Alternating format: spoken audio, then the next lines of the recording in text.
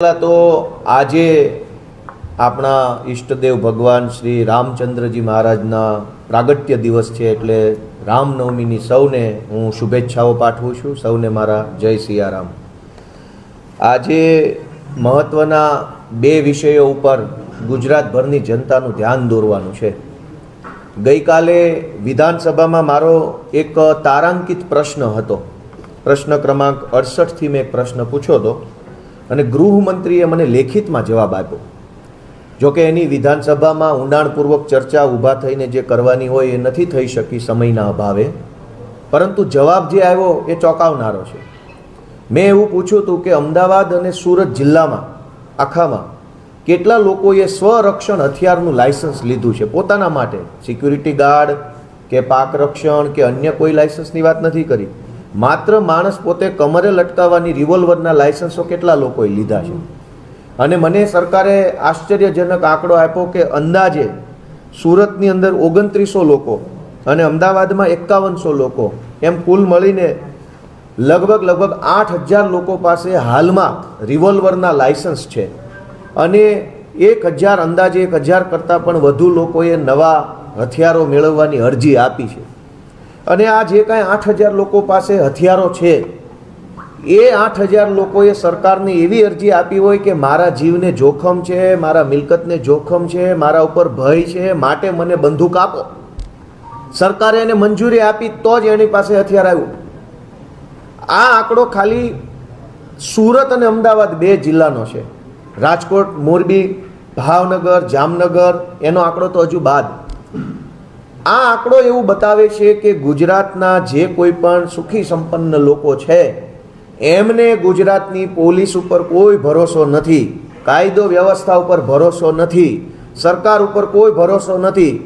એમને પોતાના કમરે રહેલી રિવોલ્વર ઉપર જ ભરોસો છે, કેમ કે જો એમના ઉપર ગુંડાઓ, લુખ્ખાઓ, લફંગાઓ, બદમાશો કોઈ હુમલો કરશે તો પોલીસ કે સરકાર એમને નહીં બચાવે। એમને એટલે જ પોતે રિવોલ્વર રાખીને ફરે છે કે મારું રક્ષણ હું પોતે કરીશ, મને કોઈના પર ભરોસો નથી। અને જો સરકાર પણ એવું માનતી હોત કે લોકોની સુરક્ષાની જવાબદારી સરકારની છે, તમારે પોતે ચિંતા નથી કરવાની, તો સરકાર આ રિવોલ્વરના લાયસન્સ આપવાના બદલે વટથી એમ કહેત કે કોઈ જરૂર નથી લાયસન્સની, જાઓ બિંદાસ ફરો રાજકોટની, અમદાવાદની, સુરતની બજારમાં, કંઈ થાય તો અમારા ઇન્સ્પેક્ટરો બેઠા છે।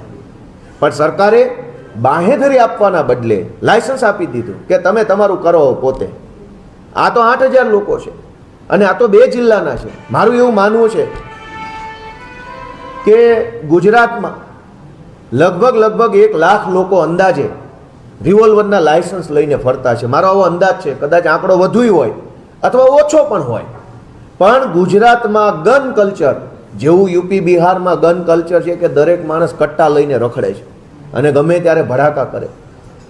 આ પરિસ્થિતિનું નિર્માણ કેમ થયું કે લોકોએ લાયસન્સો લઈને, હથિયારો લઈને ફરવું પડે છે? આટલી મોટી પોલીસ શેના માટે છે? તો આજે હું એ તમને બતાવવા આવ્યો છું કે પોલીસ લોકોના રક્ષણ માટે નથી, પોલીસ લોકોને સુરક્ષા આપવા માટે નથી। પોલીસનો આખા ગુજરાતમાં ઉપયોગ માત્ર અને માત્ર આમ આદમી પાર્ટીના નેતાઓને પકડવા, ધમકાવવા, ડરાવવા, જેલમાં પૂરવા, એમને જેલમાં પૂર્યા પછી પણ તકલીફો આપવા માટે આખા ગુજરાતમાં પોલીસનો ઉપયોગ થઈ રહ્યો છે। જનતાને ભગવાન ભરોસે છોડી દેવામાં આવી છે। જનતાનું જે થવું એ થાય, બુટલેગરો જે કરવું હોય તે કરે, ડ્રગ્સનું જે થવું એ થાય। પોલીસ આખા ગુજરાતમાં માત્ર એક જ કામ કે આમ આદમી પાર્ટીનો કાર્યકર નેતા હોય તો એને પકડીને જેલમાં પૂરો। ગઈ તારીખ 13મી માર્ચના રોજ સાબરકાંઠામાં અમારા આમ આદમી પાર્ટીના કાર્યકર્તાઓને ઘરે જઈને 3 કલાક સુધી સાબરકાંઠા પોલીસે ધમકી મારી, એના મોબાઈલ ચેક કર્યા, લેપટોપમાંથી ડેટા કાઢ્યો કે તમારા આમ આદમી પાર્ટીના ઉમેદવારો કોણ કોણ છે, સ્થાનિક સ્વરાજની ચૂંટણીમાં એનો ડેટા આપો। 13મી માર્ચે ધરમપુર પોલીસ દ્વારા પણ ધરમપુરની અંદર અમારા આમ આદમી પાર્ટીના જે હોદ્દેદારો છે એમના ઘરે જઈ એમના લેપટોપ, મોબાઈલ ચેક કર્યા અને કીધું કે તમારા ઉમેદવારોનો ડેટા અમને આપી દો, નહીંતર તમને અમે આમ તેમ કરી નાખીશું। 13મી માર્ચે વાંસદાની અંદર અને અમદાવાદમાં પણ અમદાવાદ પોલીસ ને વાંસદા પોલીસ દ્વારા અમારા કાર્યકર્તાઓને ધમકી મારવામાં આવી ઘરે જઈને, અને ત્યારબાદ પોલીસ સ્ટેશને લઈ જઈ 4 કલાક બેસાડી રાખવામાં આવ્યા અને કીધું કે આમ આદમી પાર્ટીનો બધો ડેટા અમને આપી દો। 14મી માર્ચે પાલનપુરની અંદર અમારા આમ આદમી પાર્ટીના જે હોદ્દેદારો છે એમના ઘરે જઈ પોલીસે એમનો પણ મોબાઈલ લઈ લીધો, ડેટા ચેક કર્યા અને તમારા ઉમેદવારોની યાદી અમને આપી દો અને તમને અમે જેમ કહીએ એમ કરો, નહીંતર અમે તમને ખોટા કેસમાં ફિટ કરી દઈશું એવી ધમકી મારી।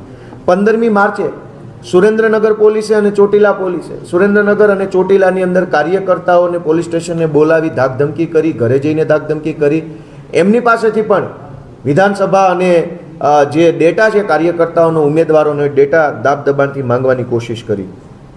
16મી માર્ચે નવસારીમાં, અમદાવાદમાં, નરોડામાં, બાપુનગરમાં અને એલિસ બ્રિજમાં આટલી જગ્યાએ પોલીસે, એલિસ બ્રિજ, બાપુનગર, નરોડા, નવસારી, અમદાવાદ પોલીસે અમારા એ વિસ્તારના કાર્યકર્તાના ઘરે જઈ અને એમની પાસેથી ચૂંટણીને લગતો ડેટા માગી ધાકધમકી ચાલુ કરી. અને જ્યારે આ તમામ વિસ્તારમાં જ્યારે અમે પોલીસને પૂછ્યું કે આ તમારે અમારો ડેટા શું કરવો છે, તમે કોના કહેવાથી આવા કાળા ધંધા કરો છો, આવી દલાલી કેમ કરો છો, એવું જ્યારે પૂછ્યું ત્યારે દરેક પોલીસે કીધું કે અમારી પાસે કમલમમાંથી ડેટા માગવાનું અમને સૂચન કરવામાં આવ્યું છે. આખા ગુજરાતની પોલીસનો ઉપયોગ માત્ર આમ આદમી પાર્ટીના નેતાઓની પાછળ થઈ રહ્યો છે. પબ્લિક રામ ભરોસે છે, પબ્લિક ભગવાન ભરોસે છે, એટલે પબ્લિક હથિયારોના લાયસન્સ કઢાવવા લાગી છે. આ પરિસ્થિતિ ગુજરાતની થઈ છે. 17 તારીખે મોડાસા પોલીસે અને 24 તારીખને રાત્રે 2 વાગે અમદાવાદની અંદર અમારા આગેવાન અમજદભાઈ છે, એમના ઘરે એસઓજી પોલીસ, મહિલા પોલીસ બધા ઘરમાં ઘૂસી ગયા અને સવાર સુધી ગાળીગલોચ કરીને એમની પાસેથી ડેટા કઢાવવાની કોશિશ કરી. આમ છેલ્લા 15 દિવસથી જુઓ તો ગુજરાતના લગભગ જિલ્લા તાલુકાઓમાં એક સરખા પ્રકારે પોલીસે અમારા કાર્યકર્તાઓને પકડી, હેરાન કરી, ગાળીગલોચ કરી, ધાકધમકી કરી, ખોટી એફઆઈઆર કરી. આમ આદમી પાર્ટીના ઉમેદવારો કોણ છે સ્થાનિક સ્વરાજમાં, કોર્પોરેશનમાં, નગરપાલિકામાં એનો ડેટા કઢાવવાની કોશિશ કરી અને કમલમ સુધી આ ડેટા પહોંચાડવા માટે દલાલો બની, ગુલામો બનીને કામ કર્યું છે. ગઈકાલે સુરેન્દ્રનગરના અમારા કોળી સમાજના આગેવાન અતુલભાઈ વેગડ વર્ષોથી ત્યાં કામ કરે છે, સમાજ સાથે સંકળાયેલા છે, પાર્ટી સાથે જોડાયેલા છે. એમને પોલીસે બોલાવી અને સુરેન્દ્રનગરના એસપીએ એની ચેમ્બરમાં બોલાવીને 2 લાફા મારી લીધા અને કીધું કે જા તારી જ્ઞાતિને જઈને કહી દે છે, બહુ વાયડી ના થશો તો ટાંટિયા ભાંગી જશે. આવું સુરેન્દ્રનગરના એસપીએ અમારા કોળી સમાજના આગેવાન અતુલ વેગડને કીધું ગઈકાલે. એની સાથે અમારા લોહાણા સમાજના આગેવાન કમલેશભાઈ કોટેચા પણ ત્યાં કામ કરે છે. ગઈકાલે સુરેન્દ્રનગરના એસપીએ એને પોતે ધમકી મારી ચેમ્બરમાં બોલાવીને અને એણે એમ કીધું કે અમને ભાજપનો સપોર્ટ છે, તું બહુ ભાજપની વિરુદ્ધમાં વધારે પડતું બોલીશ તો તારો સુરેન્દ્રનગરની બજારમાં વરઘોડો કાઢવામાં આવશે, એટલે તું તારી મર્યાદામાં રહેજે. દીપકભાઈ ચેહલા છે અમારા આગેવાન અને કુણાલભાઈ શાહ છે, પત્રકાર છે, આરટીઆઈ એક્ટિવિસ્ટ છે. આ બધાને સુરેન્દ્રનગરના એસપીએ બોલાવી, ચેમ્બરમાં બોલાવી, ધાકધમકી કરી, પોતે માર મારી, બીજા પોલીસવાળા પાસે માર મરાવીને એવી ધમકી આપી કે તમે આમ આદમી પાર્ટીનો ઝંડો લઈને નીકળ્યા છો એ બંધ કરી દેજો. કેમ કે આ અતુલભાઈ, અમારા કમલેશભાઈ, દીપકભાઈ, આ બધાને હમણાં જ આમ આદમી પાર્ટી દ્વારા સુરેન્દ્રનગર મહાનગરપાલિકાના ઉમેદવાર જાહેર કરવામાં આવ્યા છે અને એમને પોલીસ એવું ધમકાવે છે કે તમે આમ આદમી પાર્ટી છોડી દો અને આમ આદમી પાર્ટીનું કામ કરવાનું બંધ કરી દો, નહીંતર તમારા ઉપર ખોટી એફઆઈઆરો કરી અમે તમને જેલમાં પૂરી દઈશું. દોસ્તો, મારે જણાવવું છે કે પોલીસનો આ ધંધો છે. આ કામ કરવા માટે પોલીસના યુનિફોર્મ પહેરીને ફરીએ છીએ આપણે શપથ લીધી હતી તો આવા ધંધા કરવાની શપથ લીધી હતી.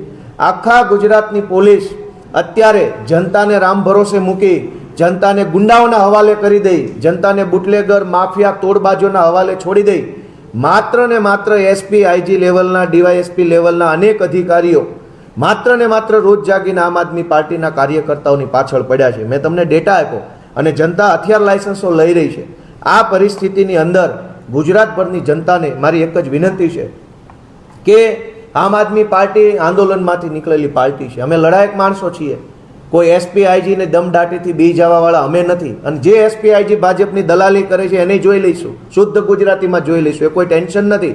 સમય બદલાશે ત્યારે મોઢા હંતાડતા નહીં આવડે જે લોકો આજે ભાજપની દલાલી કરે છે એમને.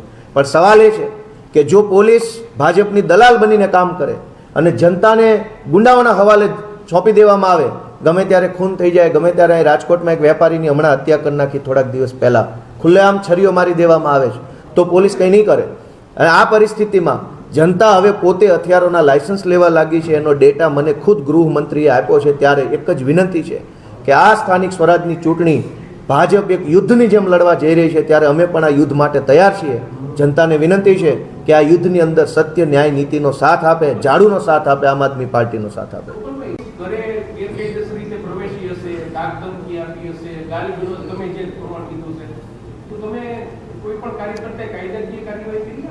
બધી જ જગ્યાએ અમે ફરિયાદ આપી છે પણ અમારી ફરિયાદ ક્યાંય લેવામાં આવતી નથી. પોલીસે સ્પષ્ટ કીધું છે કે અમને ઉપરથી કમલમમાંથી ભાજપનો આદેશ છે કે આમ આદમી પાર્ટીના કાર્યકર્તાઓને ડરાવો ધમકાવો ને એના ઉમેદવારનો ડેટા કઢાવી લો. અમે ફરિયાદ આપીએ છીએ. હવે ચોરને જ તે ન્યાયની ફરિયાદ આપવાની. બિલકુલ કોર્ટે છે, એ ચાલુ છે પ્રોસેસ, એ કરશું. અમારા ધરમપુરમાં, વાંસદામાં, પાલનપુરમાં, સુરેન્દ્રનગર, ચોટીલા, નવસારી, નરોડા આટલી જગ્યાએ અમારા જે કંઈ કાર્યકર્તાઓને હેરાન કર્યા છે એમાં અમે પોલીસની વિરુદ્ધમાં ફરિયાદ આપવા માટે સૌથી પહેલાં પોલીસમાં રજૂઆત કરી છે. આગળના દિવસોમાં જો પોલીસ સ્ટેશનેથી વ્યાજબી જવાબ લેખિતમાં નહીં મળે તો અમે એના માટે કોર્ટમાં પણ જવાના, કેમ કે આ બધી જ ઘટના હજુ હમણાં જ બનેલી છે, ચાલુ જ છે. તમે હમણાં કીધું કે ગૃહમંત્રીએ મને ડેટા આપ્યો, એ ડેટા શેર કરો ને. બિલકુલ, મેં વોટ્સએપમાં નાખ્યા છે, બધાના વોટ્સએપમાં મળી જશે. કેટલા લાયસન્સ ઇસ્યુ થયા છે? અંદાજે 8,000 કરતાં વધુ લાયસન્સ 2 જિલ્લામાં છે અને 500 કરતાં પણ નવા લાયસન્સોની અરજીઓ થઈ છે, અને એ તો ખાલી 2 જિલ્લાનો આંકડો છે. ગુજરાતમાં તો 33 જિલ્લાઓ છે. 2માં 8,000 હોય તો 4માં 8 દુ 16,000 થઈ જાય, તો 16 જિલ્લામાં કેટલા થાય? ખાલી રેન્ડમ આંકડો પકડીએ લોજિકથી તો પણ ખૂબ મોટી સંખ્યામાં ગુજરાતના લોકો હથિયાર લાયસન્સો લઈને ફરવા લાગ્યા છે, કેમ કે લોકોને ખબર છે કે અમને કંઈ તકલીફ પડશે તો પોલીસના ભરોસે રહેવાય એમ નથી, પોતાની સુરક્ષા સૌએ જાતે જ કરવી પડશે. ગોપાલભાઈ, કેજરીવાલ અત્યારે ગુજરાતના પ્રવાસે છે. દિલ્હીના એક મંત્રીએ શીશ મહેલ બતાવીને કેજરીવાલને રહેમાન ડકેત એવું ઉપમા આપી છે, શું કહેશો? આપણે સત્તામાં બેઠા છીએ તો આપણને જનતાએ કામ કરવા માટે મૂક્યા છે, ગાળી ગલોચ કરવા માટે નહીં. ભાજપના નેતાઓને વિનંતી છે, માંડ માંડ સત્તામાં આવ્યા છો તો 4 સારા કામ કરો તો બીજી વાર આવશો, નહીંતર પાછા ફેંકાઈ જશો.